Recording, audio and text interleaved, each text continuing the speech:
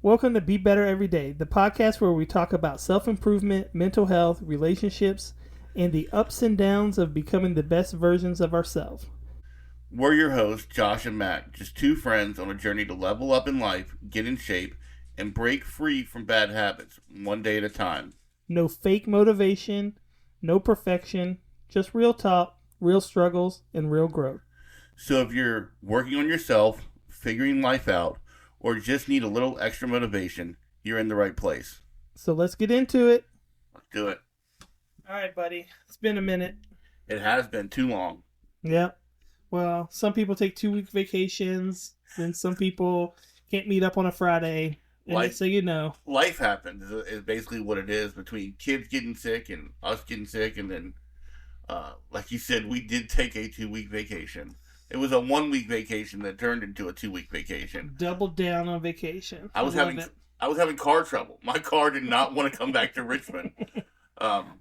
We went on vacation up in the mountains. Just had a blast. The second week was good. The first week was just absolutely beautiful. The week the kids were on spring break, and we were up there in the mountains. We stayed in a camper, just being outside.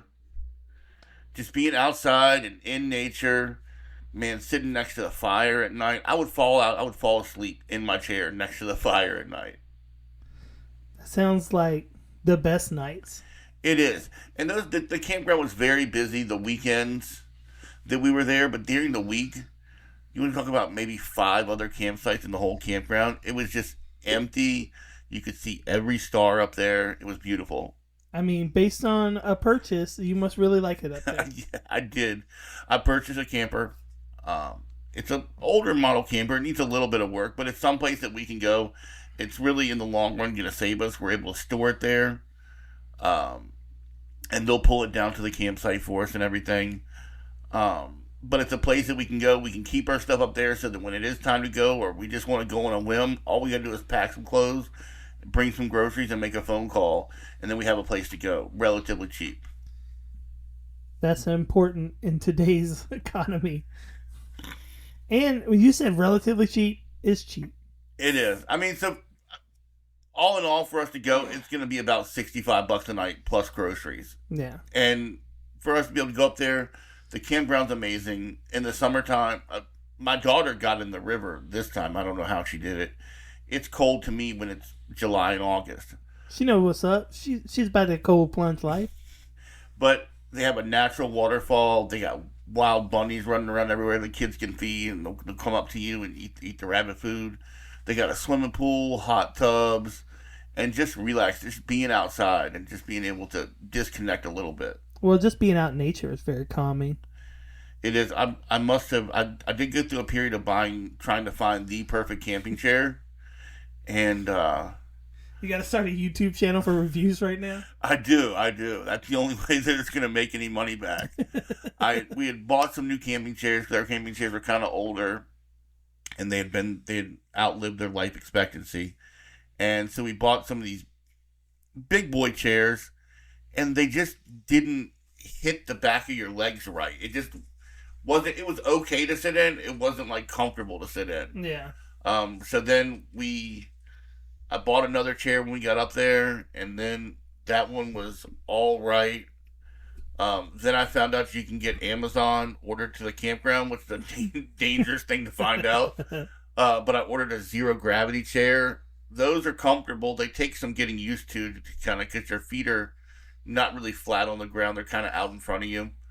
And then towards the end, I went to Walmart and I bought this director style fold out chair, but it has like rocker in the back of it, so you can sit there and rock a little bit.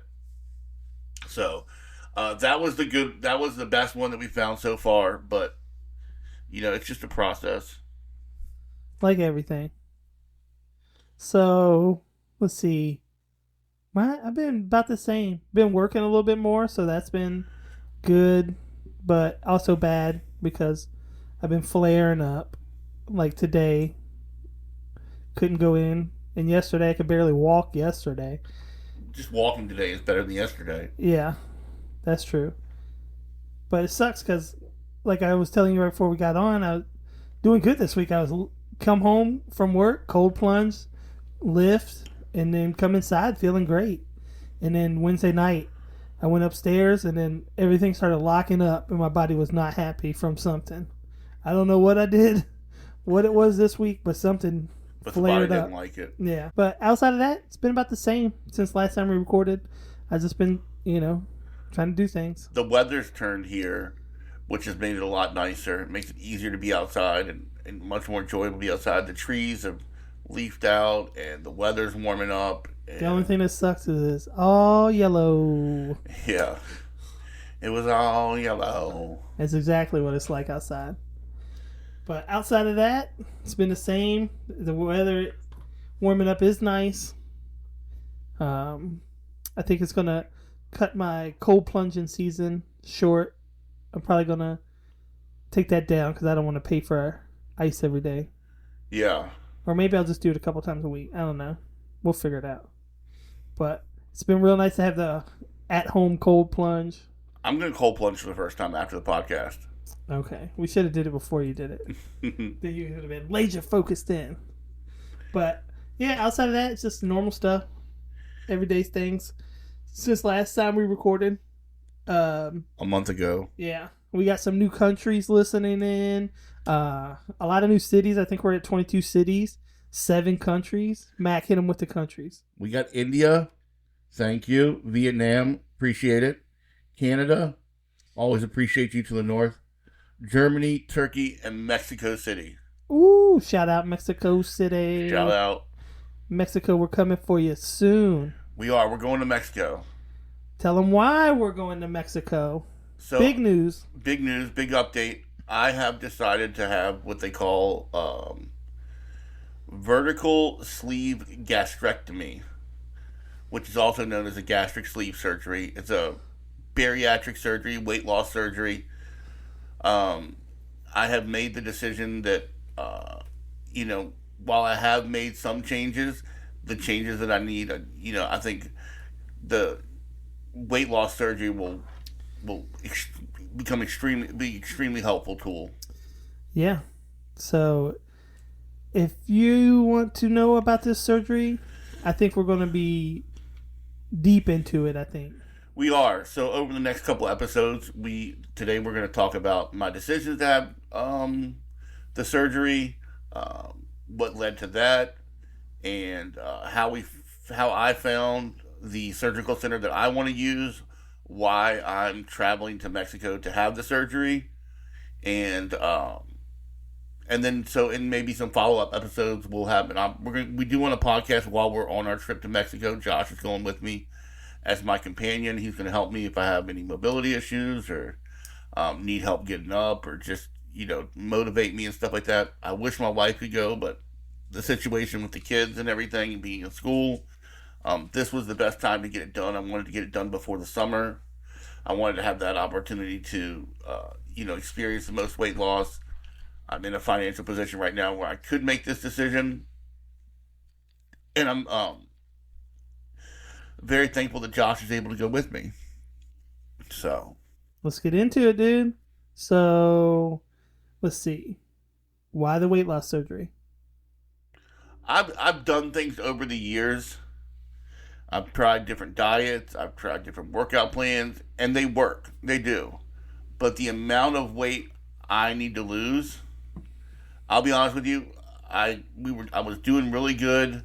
Back in November, late October, early November. December came around. December is when my PTSD season is. And so I think it finally hit me with the death of my grandfather setting in. And my, my PTSD related to that tsunami that happened in 2004. And working, just the holiday season didn't help the situation much. It never does. But, and the cold, the change of the seasons made it harder to get outside. And I just slipped back into a routine where I was overeating. I put more weight on than I had initially lost. A couple weeks ago, I was back up to what I've never been before, 438 pounds. And, when I look at myself in the mirror, I don't see a guy that's big. I know that I am big. I carried a lot in my stomach. A lot of people, I don't carry the same way that a lot of people that are 400 plus pounds do. But I know it's unhealthy. It's all around my heart. I carry a lot of weight in my chest and my stomach. And so the amount of weight that I need to lose, I believe that having this surgery is going to be one of the best tools. Now it's going to come with lifestyle change and emotional change and physical change and everything else. But the benefits, I believe, of me taking this opportunity are going to far outweigh the consequences. I think so too. I think you're making the right choice. That's why I'm going with you. Got your back, bro. You do. Why Mexico? So I was, like we talked about before, I was in a program here in the States to have it done. When I lost my job, I lost my access to my insurance, and then I lost access to the bariatric program that I was in. So it wasn't like this was like just a decision I made on a whim. This is something that I had been talking about for a while, and then was kind of put on hold when I lost my job. I believe the out-of-pocket cost in America would be somewhere around $80,000 without insurance. And the process in Mexico, the cost in Mexico is about $4,600 for just the surgery, not including the airfare and anything else. Harry Potter suite. We did upgrade to the Harry Potter suite while we are there. So the place that I found, and I found it through my sister's fiance, is called Pompey Surgical. They're a bariatric weight loss clinic in Tijuana, Mexico. Not paid promotion. No free ads. But my sister's fiance had surgery there at the end of 2023, I believe, or 22. And he was 5'6", 350 pounds prior to his surgery. Right now, he floats between 175 and 180 consistently. So he's lost half his body weight, and is at a much healthier place right now. Yeah, I can see that. And so speaking with him, I've been kind of hesitant to tell who that I'm traveling to Mexico because, to be honest with you, it's a decision that I've made and I'm safe with.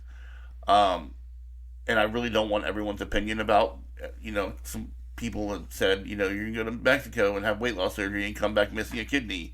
Or, I know when I've been telling people that I'm going with you to Mexico, they're like, aren't you nervous? Aren't you scared? Aren't you worried about what's going to happen?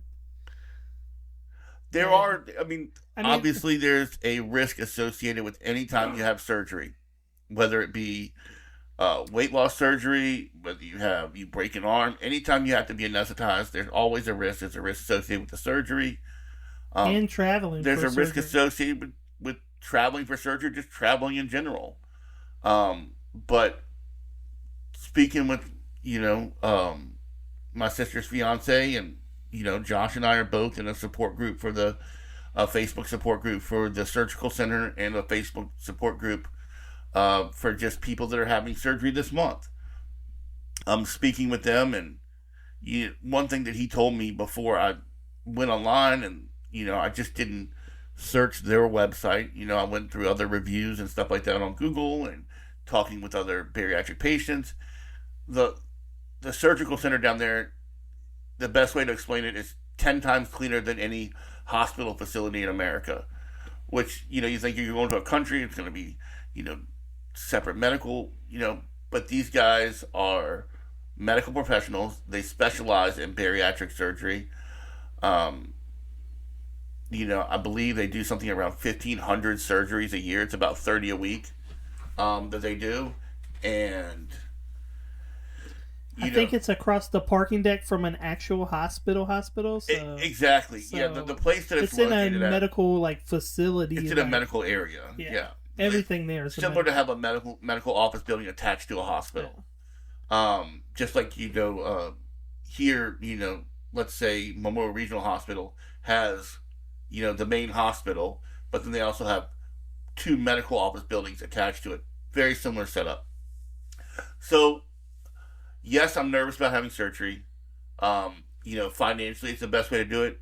It was, even if I was to get into another bariatric program here with insurance, I was to get another job and have insurance and qualify for the bariatric surgery again through their insurance. I mean, you're talking it could be another 12 to 18 months before. And, while I am making strides, I think having the opportunity to use this tool now and access to this program now is going to jumpstart the benefits of waiting. And I think you're making the right choice. I think it's going to save your life. I think over a long term. My um, mom had the gastric bypass surgery in 2006. I'm having the sleeve gastrectomy, and which is, um, and the choice I made to have that surgery, they do also offer gastric bypass. They don't offer the duodenal switch there. Um, One of the benefits of having the gastric sleeve is less invasive than the gastric bypass. And with the gastric bypass, you have sometimes you have issues with malnutrition because your body doesn't absorb the nutrients. So this surgery is basically going to remove 80% of my stomach, and it's going to make it one straight shot from. It's going to make my stomach 80% smaller. It'll be 20% of the size it is now, and it'll make it a straight shot from the esophagus to the intestine. So it looks like a sleeve instead of a round stomach. Yeah. Um, so and there are the risk of complications, and that's not that doesn't weigh on me lightly. But I think that the benefits of it and they use laparoscopic surgery, they use robotics. It's as minimally invasive as possible as it can be for the surgery, and you know the risks are way lower than they were 20 years ago when my mother had her surgery. So Yeah. I mean, I've just seen how far technology comes in the last 20 years than everything. So you got to think everything gets easier, cheaper, and faster. you know medical tourism is not new. I just No, want especially like in like Tijuana and exactly. a lot of these border towns. There's a lot of. There's a guy on YouTube, Ringo Starr, who he's a more conservative, traditional family person, but he traveled to Mexico to have dental surgery done. I just watched a whole series on Barstool Sports where they took a group of guys and they all went to Turkey for hair transplant surgeries. Um, I think people are familiar with people going across the border for what they call mommy makeovers and Brazilian butt lifts and tummy tucks and stuff like that. The insurance process in America, the insurance system and the medical healthcare system in America has made it. Everybody's got to get a piece of the dollar. Yeah. And the other thing that was comforting was, the guy. I've watched a bunch of podcasts and reviews and videos. I have a doctor by the name of Dr. Galindo. They refer to him as the Golden Boy. They say he has a very soft touch, great bedside manner. He is the same surgeon. They have 4 surgeons, I believe, there at the surgical center. Um, he's the same surgeon that my sister's fiance had. So that's comforting. And the nurse to patient ratio while you're in recovery is a lot higher than it is here in the states. So they say some things may look different to you. Like let's say you're getting an IV, it may come in a glass bottle instead of that typical plastic pouch that it comes in. So things may look different. Doesn't mean it's different medication. It's just produced differently. Yeah. So let's get in some questions I have for you about this then. Uh, what emotions have surprised you the most about this journey? I guess you know resentment a little bit that I let it get this far. Yeah. Um, but optimism hasn't really surprised me. But that's the thing that I try to focus on is like, yes, it's the reason I made this. I'll be honest with you, it became difficult to move, to walk. I was getting a lot of back pain walking. Um, Certain things like certain hygiene things have become difficult. I mean, to be honest, one thing that made a decision, it became difficult for me to wipe after having a bowel movement. I had to purchase like a mobility assist wipe device, and as embarrassing as it is to talk about, I, you know, it had begun to a point where it's hindering my ability to care for myself. It was affecting my sleep, my breathing. Um, but so I just try to be optimistic. I know that my body's going through change. I already feel better. I've been on my pre-op diet for a week now, and I can already see the advantages of it.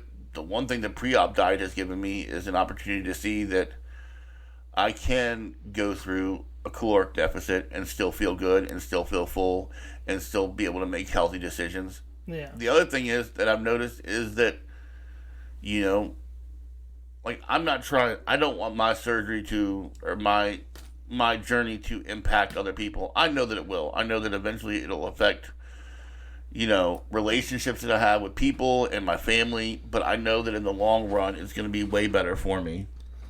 Um, but like the other night, we ordered pizza, and God, I love pizza. I do love pizza. And I look forward to a day when I can have a healthy relationship with pizza again. But like the other day, I was handing the kids, I was giving them pizza and some breadsticks that we'd ordered from Pizza Hut and stuff like that. And I was like, I just have to go upstairs and just not be near this right now. Yeah. It wasn't like, you know, but I just had to disassociate myself with that situation. And it's fine, but I think I'm at a point now where I recognize before, it was like, oh, I could have one piece, but it's like I can't just have one piece. Yeah. I know that. I have one pizza. Yeah. And but it's me being able to make that decision to walk away is so much healthier than any place I've been in the past. And I know that I'm doing it for the right reason. I'm doing it for my family. I'm doing it for my kids. I'm doing it for myself. I'm doing it for my family and friends. Um, Was there any like specific moment that you were like, I got to do it now, or was it like all these things adding up? It was a cluster of things adding up, and then it got to the point where now's the best time to do it. So I'm out of work right now. I still am awaiting a decision for something that should have already happened, and it's like I have the time now. If I was to wait and have the surgery here, I would have to get a new job, go through the process, take days off for appointments, take time off for surgery and to heal. It's like I have the time, I have the resources. Let's. I want to get it done before the kids are out of school for the summer, so that a month from now when they get out, I should be on the feeling better end of it, because there are going to be some discomforts associated with the surgery. Yeah. But I just felt like now is the best time to get it done. That makes sense. That way, when the kids are out of school, you can still do stuff with them. Yeah, and nobody's trying to go to Mexico when it's hot as balls outside. You know what I mean?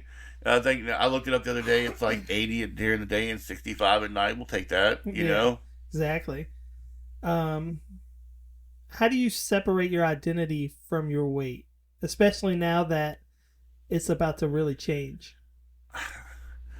Because I know, like, both of us, we've both always just been a big guy, so it's just like part of who we are. Like, it is who we are, and I think a lot of times I use humor as a way to mask the way that I truly feel about my weight and stuff like that. And I think a lot of people that are big like us do. Yeah. And that's, but I'm fortunate that I have a great personality. You know what I mean? I'm easy to talk to. I'm easy to meet new people. So I think I'm lucky in that aspect that I'm not trying to totally change who I am. I'm I'm in a relationship with my wife that I love. I have no desire to, you know, she's mentioned, oh, you're going to lose weight and get hot and leave me, and that's not the case at all. I have no desire to do any of that. Um, but my weight doesn't define me. It's who I am, my principles, my morals, my spirituality, my faith. That defines who I am. My weight doesn't define who I am. It may change how I look. I'm looking forward to not having to like special order clothes or go to the big and tall section and wonder what limited options they have available. Yeah. Um, but you know, I know the dream of going in any store and buying clothes, oh yeah, buying what you actually like. a set of 36 or 38 pants is a dream to me. You know what I mean? Yeah. Um, and right now I have to go to Kohl's and hope that they have something in the big and tall section, and then, one brand's 3X does not fit the same as another brand's 3X. And then you get home and you done rip the tag off because you know that it fits you, and then you get in there and it fits weird across your hips, or Yeah. um. So I'm just there's so much to look forward to. Yeah. There is so much optimism. My weight, one thing I had to realize is my weight doesn't define me. It doesn't define who I am. It's my ability to form relationships and my spirituality, my faith and spirituality, and um, that's who I am. That's a good answer. Especially since you didn't know I was going to ask a question like that. No, I didn't. Josh has got questions on his phone over there that I cannot see, which is good. Yeah. Preparing for like going into your surgery, is there like anything you're missing right now? Like, what's your like number one food you're missing right now? We had, like I said, we had pizza the other night. Was the pizza in the house what made it so hard, or is it like? Oh yeah, like. Is there something you've been like craving? Like, no, not really, because like, so with this surgery, I do have the opportunity to have like one last meal at least 4 days prior to the surgery. So Easter's coming up this weekend, April 20th. So I've decided that's gonna be my last like meal. Now I'm not gonna like go and overindulge because I have made progress. But I am gonna have some things that I enjoy that I haven't had access to in the last week. Um, so I'm excited about I'm excited about Easter dinner. We're gonna have ham. We're gonna have potato salad. We're gonna have mac and cheese. We're gonna have green bean casserole. We're gonna have rolls. Probably some kind of dessert. A resurrection feast. Yeah, exactly. And but I'm not really missing anything yet. I think I miss the activity of eating, I think. Yeah. But then you realize that you were just doing it out of boredom or out of comfort, and you're masking something else. Because here, like this morning, I had one protein shake and a Gatorade and a bottle of water, and I'm fine. Yeah. I've gotten to appreciate, like, if you can eat, if you can drink the broth, I mean, you can get a little bit of protein from the broth, the bone broth, and still get full and have that warm sensation. I do miss chewing sometimes. Because just drinking it is a little weird. Everything that I'm having right now is like, they got me on a pre-op diet, which the goal of the pre-op diet is to shrink your liver to give the doctor the most room possible. And you don't want to go in there with your stomach inflamed. And yeah. So I'm on a 2-week pre-op diet. I can have protein shakes. I can have plain yogurt, which I don't do. I can have cottage cheese, like small curd cottage cheese. I can have popsicles, like sugar-free popsicles. I can have sugar-free jello, sugar-free pudding. I can have the broth. Last night was the first week of the pre-op diet. You can have 4 ounces of lean protein a day. So I was having like grilled chicken or, ham lunch meat or whatever. But I do miss crunchy stuff. Yeah, just that the feeling, and the the sound of Yeah, but it's not forever. yeah. I do the 2 week pre-op diet, and then there's a post-op diet, and then you get into a pureed food stage, you get into a soft food stage, and then you get into a stage where you can tolerate normal food again. I mean, by the end of all that, you're not gonna even, have that draw. I feel like. Yeah, I mean, I will probably desire something crunchy or warm and crunchy at the same time. But I think the one thing that I don't like is in some of these support groups, it's like, oh, people are looking for ways to cheat. And if you're looking for ways to cheat, Already, yeah, on your pre-op diet, or my wife was like one day, you can have this, it's not gonna hurt it, you've been doing good, it's not gonna hurt. It's like I have to have the mindset that I can't let it fail. yeah. I have to just be strong. And like the other day, I took my daughter out, she had a dental appointment before school. I stopped by Hardee's and got her a biscuit. And did I want a biscuit? Oh yeah, I wanted 2 biscuits and probably hash browns, but I didn't. I got her a biscuit, and I had forgot to grab something, so I stopped at the gas station, got a protein shake, and like Under Armour Zero, and I was fine. I will say, I have noticed that a lot of almost everywhere you can get a protein shake now. Yeah, Yeah, they make them readily available, and you just have to find the right one for you. yeah. That's the problem. Is you got to find the one you like. Yeah. And the one I have is I drink the Fairlife 30-gram protein. I can get them at BJ's pre-made. You get 12 of them for $22, so they're under $2 a piece. And they taste like melted chocolate ice cream. And without that chalky aftertaste to it that some of them have. Yeah, So. I know. Like I told you, that new cosmic brownie one that I got, it was Yeah. like eating like cake batter almost. Yeah. With whole milk. It was out of control the other morning. So, but luckily, one thing I do want to talk about is how many options and resources there are. Yeah. So there are support groups. Now, there's some people in the support groups, realize everybody in the support group is not a medical professional. Yeah. And what works for you may not work for someone else. They were like, how long did you wait to have sex after, and then one person was like, well, we got, the doctor says, wait 3 to 4 weeks or whatever. And they were like, well, we waited till we got back to the beach house or whatever, the recovery center. And I'm like, so 24 hours. And it's like, well, then if you have complications, you can't blame that on anybody else but your ability to not follow the rules. Yeah, exactly. Josh and I are both medical cannabis patients. I'm not supposed to smoke cannabis. Maybe there's other ways that I can take it.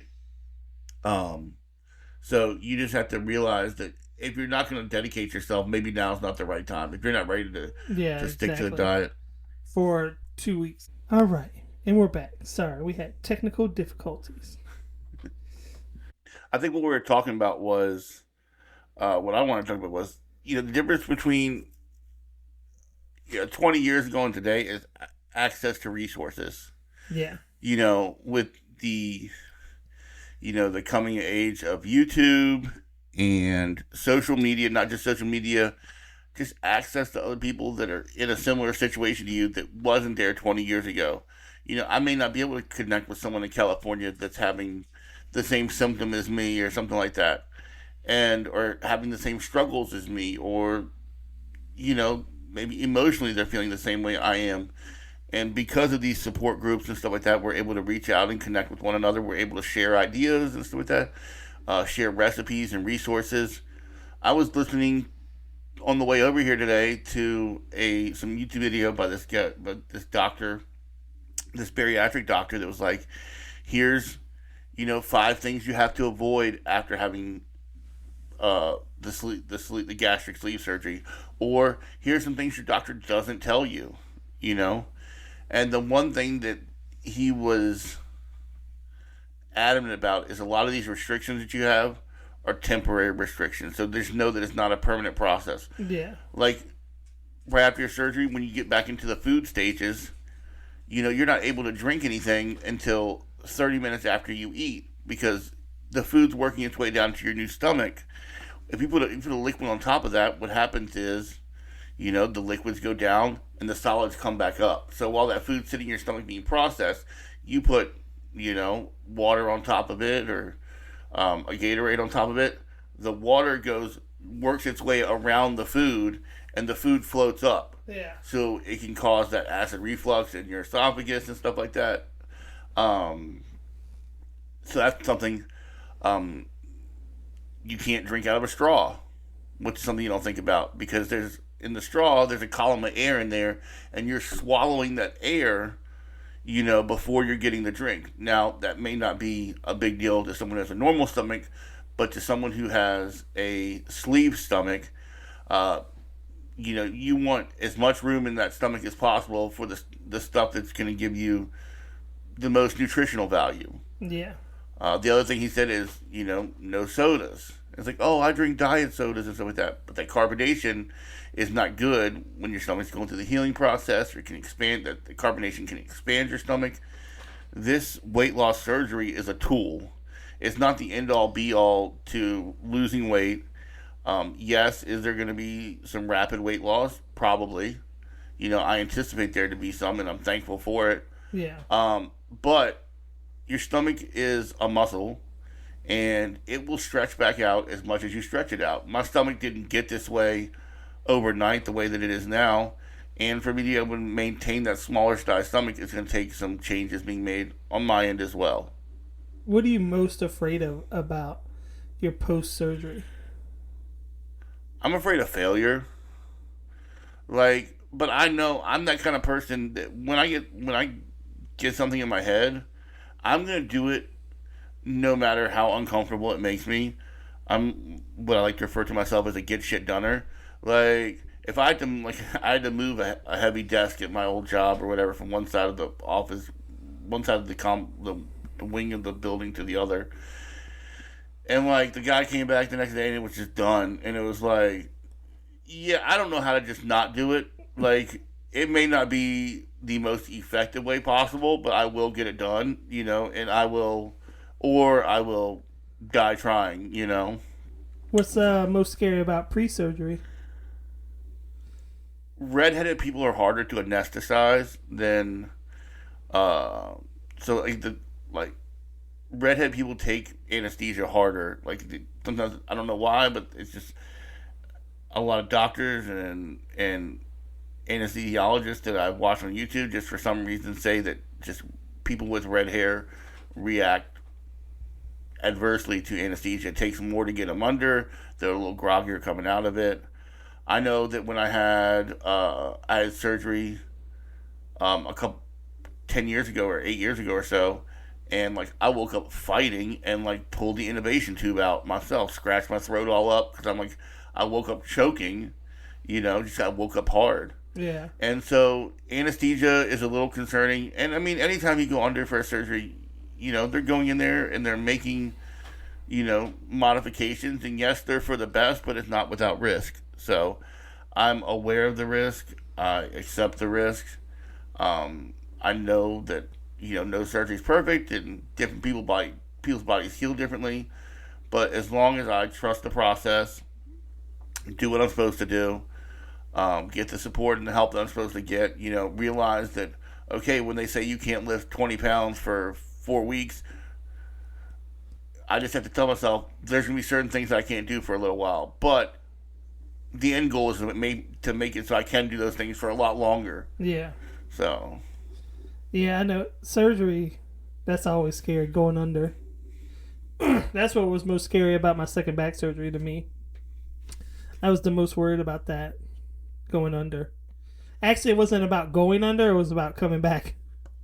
It's not about going to sleep, it's about waking back up. There was this movie Awake that came back in like 2007, 2008. This guy goes in for surgery and he appears asleep, but his mind's awake and he can hear everything. And he can't feel it, I don't believe.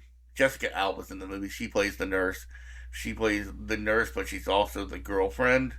And she's only the girlfriend to get this guy into surgery because of his like financial status. So they get engaged or do a quick wedding before the surgery, knowing that she's going to go in there and kill him during the surgery.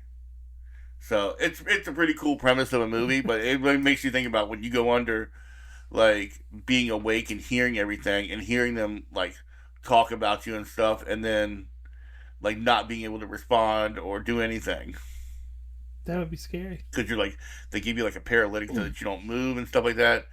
But you can still hear and you can't say anything. It's crazy. So has anyone's reaction to your decision changed how you feel about it? Good or bad? Doesn't have to be one or the other. I think people were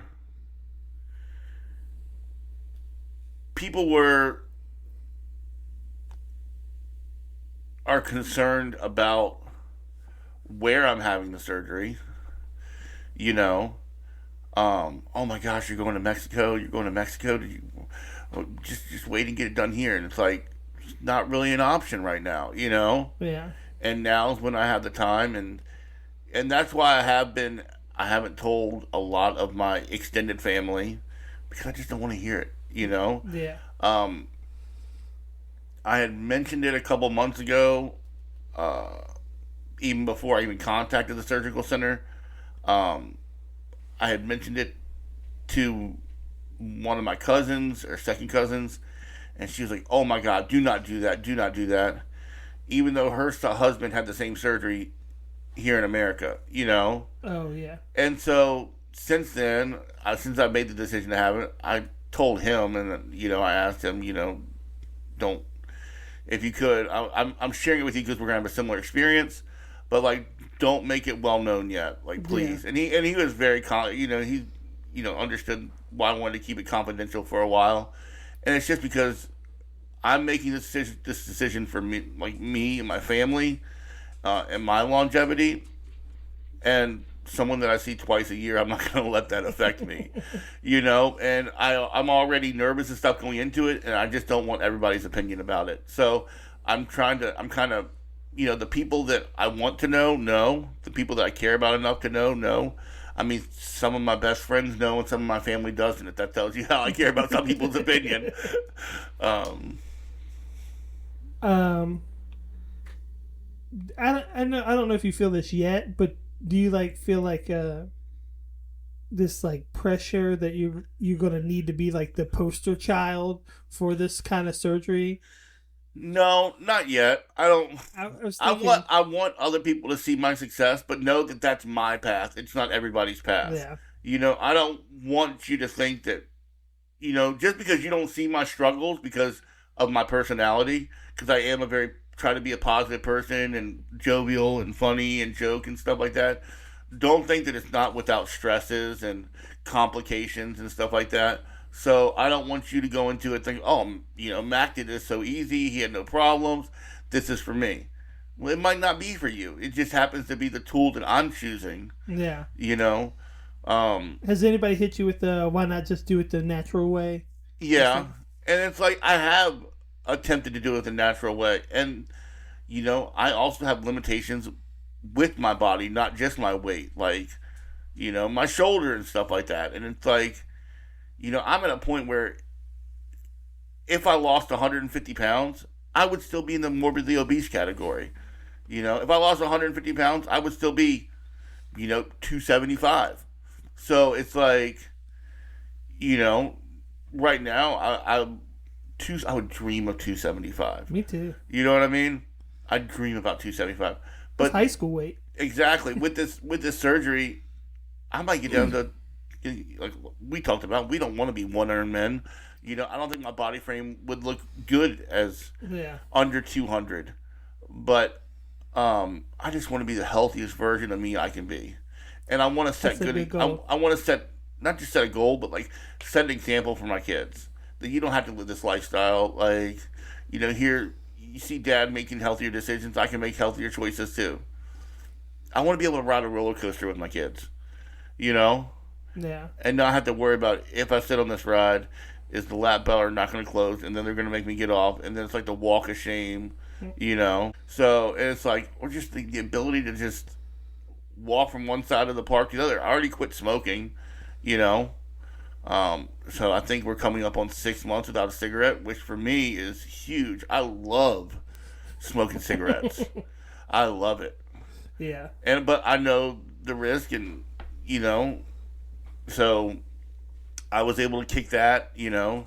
I didn't have a hard time coming off the sodas. I was doing like the sugar-free tea, the 0 calorie Splenda tea, Yeah. and that's I might go back to that after the surgery or whatever. Right now, I'm on water and Gatorade Zeros, and um, 7-Eleven makes an amazing their version of Gatorade Zero. Their replenished tastes a lot better than Gatorade. Yeah. And there's I'm Too just many options for water. I'm just so fortunate that I have access to options. Like I said, my mom in 2006 didn't have the access to these things. I was on there last night looking at recipes that I can get excited about. That I never really liked cottage cheese before because I never really gave it a shot. But now I gave it a shot, and it's just like wet mozzarella chopped up. It's not terrible. It's not great, but I was gonna say it didn't sound like you were trying to make a real sell. uh, it Really is. sell me on that. It is mozzarella. Like wet mozzarella diced up. But you know what? I like my cheese. I like it wet. That cheese. That cheese they put on top of pizza. Just imagine soaking that in a little bit of water and have a good day. I'm sure it would be better if I could have it with the fruit that they offer with it. Like, some of them have like pineapple or strawberry or whatever, little sides. Right now I can't have those, and I've learned to appreciate regular cottage cheese.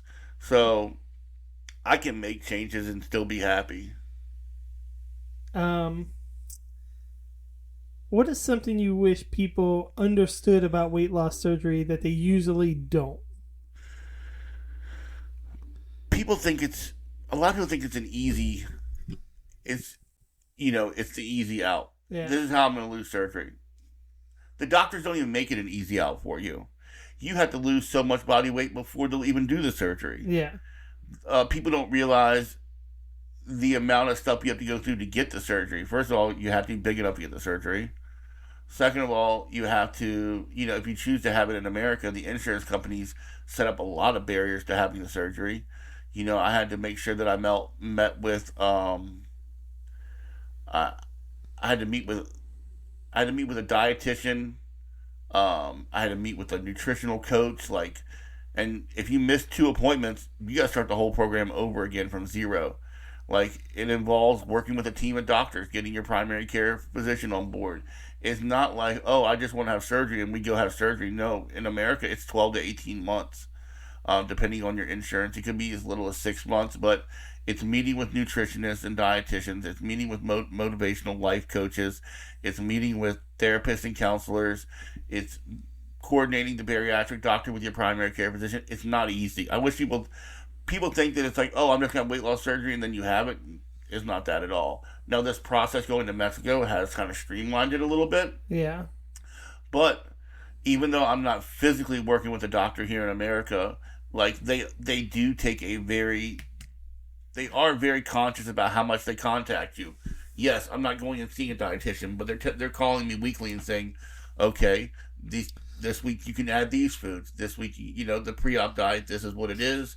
They send you a copy in your email. They call and make sure you understand the instructions. If you have any questions, they're so quick to call you back if they don't answer when you call them.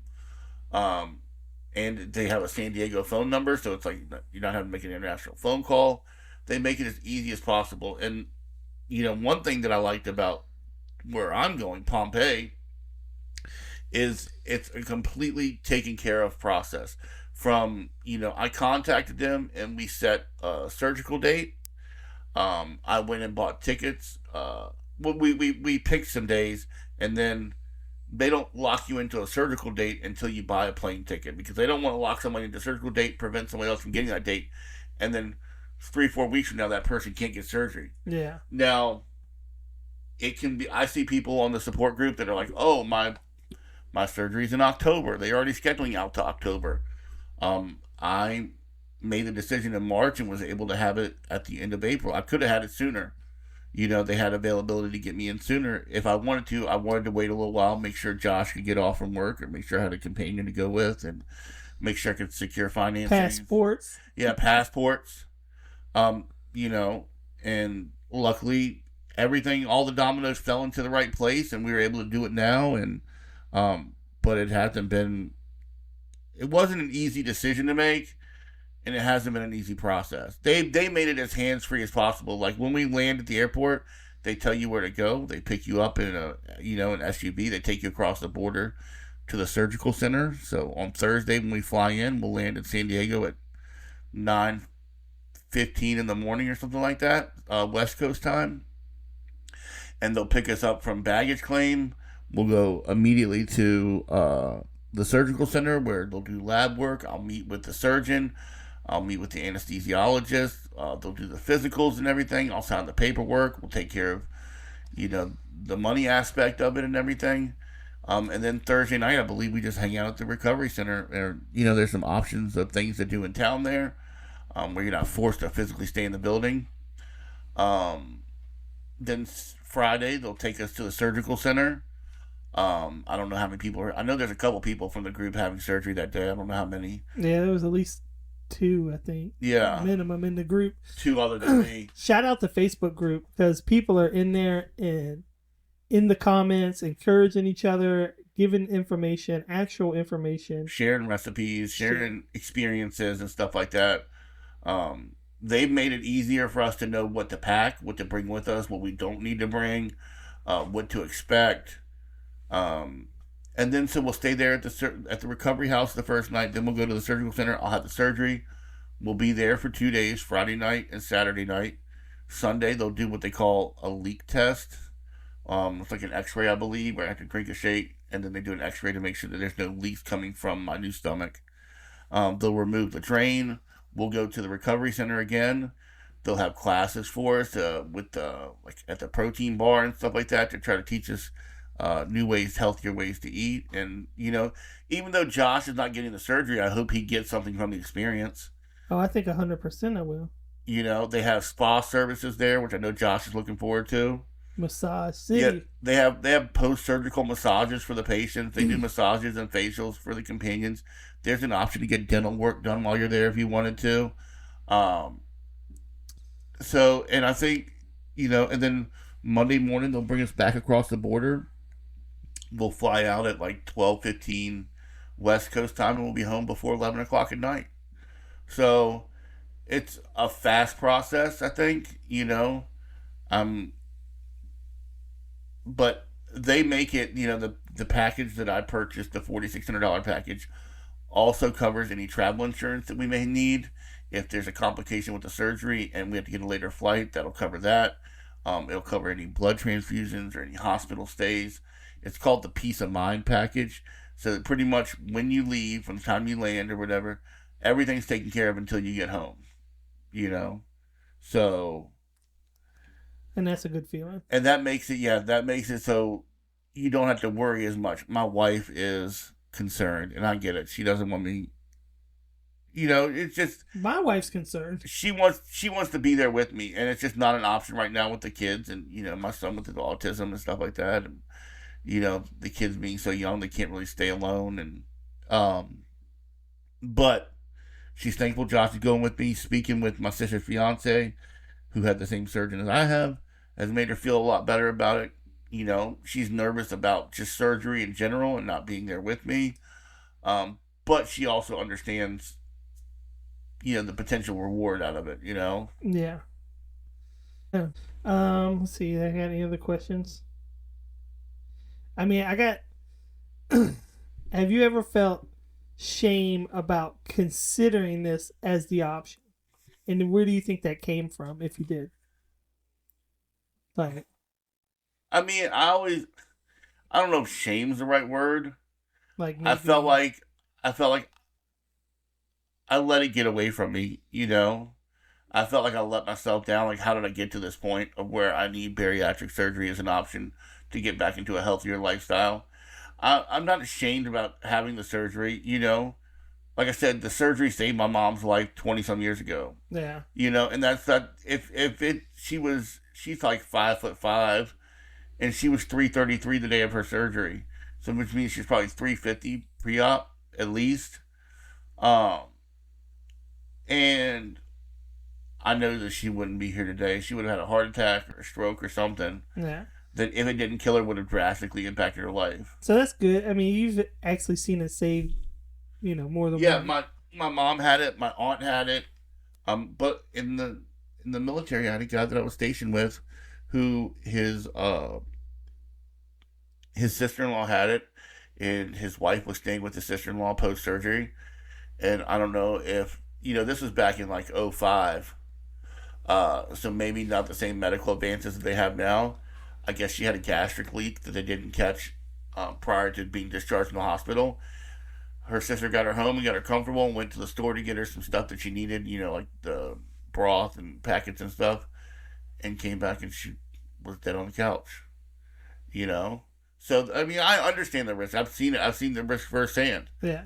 You Well, know, there's risk when it comes with any surgery, especially with when you're getting put under. but like I was listening to the doctor on the way over here today, and the risk of the surgery and complications with the surgery are far less than the risk that I'm giving myself by not having the surgery and having heart disease and obesity and carrying extra weight and joint pain and back pain and less mobility. Um, Mental health wise, I know that I'm gonna get better. I hope Oh, it that has the first time option you to. slide into a 2X. I hope as I change things physically at home. I did. Just for the listeners, I did ask my sister's fiance. Do certain things get bigger with weight loss? He said absolutely. So I'm looking forward to that. The waistline may didn't go down, but some things do get bigger. uh, so I'm pretty excited, dude. I think it's gonna be an experience, and I am, and I just want to say thank you for going with me because I am. I knew that if I couldn't have Bethany, like you were the one that I wanted to go with me. Like my mom was I kind of felt like she was kind of upset that I didn't ask her to go with me, but I knew that first of all, my mom is amazing, but she's not as strong as you are. Like I'm having surgery on my abdomen. If I need help standing up on the airplane, you'll think your mom. she's not going to be a huge help. But we can lock hands, and you can help me stand up with using minimal pressure on my abdomen. Yeah. Or whatever I need, socks or whatever. I know that you're gonna be there to support me, and I just want to say thank you. Oh, no problem, dude. Like I said, got your back all the time, dude. I think like our plan is to like try to record while we're down there. Yeah, try to record one or two while we're down there at least, or try to maybe talk to some other people that are down there. Maybe get some other stories and share them. Yeah. I don't want the focus of our podcast to be my weight loss journey, but I do want to update it as we go along. Oh, we will. But I mean, this is like a big deal. This is a big deal. So I think it's perfect time to be open and honest about the whole scenario. The pre-op. I think it could be good to do like maybe another pod before the night before. Maybe to see how you're feeling the night before, like even short ones. But I also want to try to get share it, and like I want to share photos of the facility and stuff like that. So there's like an open and honest look of because this is what it is. Other people are like, I do understand people's hesitation about traveling for surgery, medical tourism. I do understand people's reservations about it. But I also, like you said, this is our opportunity to share our experience. Good, bad, indifferent. I want to be honest about it. Like, if it doesn't go well, you guys are going to know about it. For sure.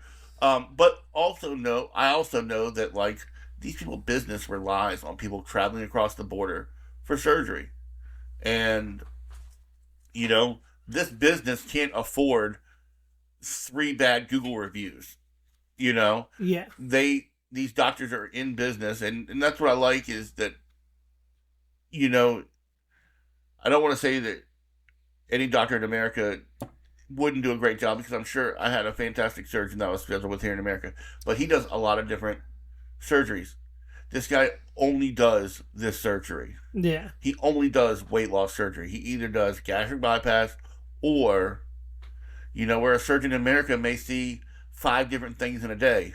This guy sees one of two surgeries all day, every day. So whether it be the gastric bypass or the gastric sleeve or what they call a mini bypass, which I don't even know what that means, but they strictly focus is on bariatric weight loss surgery. Yeah. So I do feel comfortable with that. Um, if the facility is not as clean as we thought it was gonna be, you're gonna know about that too. If the nursing staff, which I heard is fantastic, is not great, you'll hear about that too. Good, bad, or indifferent, we're gonna share 100% of our experience, take pictures, and just try to, it's I don't. Josh and I, aside from going camping one time, I've never been on away together. So true that. Josh is gonna find out how much I snore. So that's why you gotta start using that CPAP. But I'm excited. I'm nervous. I'm anxious. I want to get it done. We're less than a week away, which is crazy. It'll be it's Friday now. Thursday morning at 3:00 will be here before we know it. It's gonna be here so fast. So I mean, we're 5 days and then we fly, dude. If you guys have any questions, send them to the email BeBetterEveryday24@gmail.com. Hit us up on TikTok, Instagram, Facebook. And you think you can leave a comment on whatever platform you're listening from, because this show's on 15 different. Yeah, when Josh was telling me about the places that you can listen to, it was stuff I didn't even know existed. I thought you could listen on Spotify, Apple Music, or Apple Podcasts, Google Podcasts. There's stuff I've never even heard of on there. Yeah, I think you can listen to it on more different platforms than we've had actual listens of the show. Yeah. So, but the fact that you guys are listening is not lost on us. We appreciate it.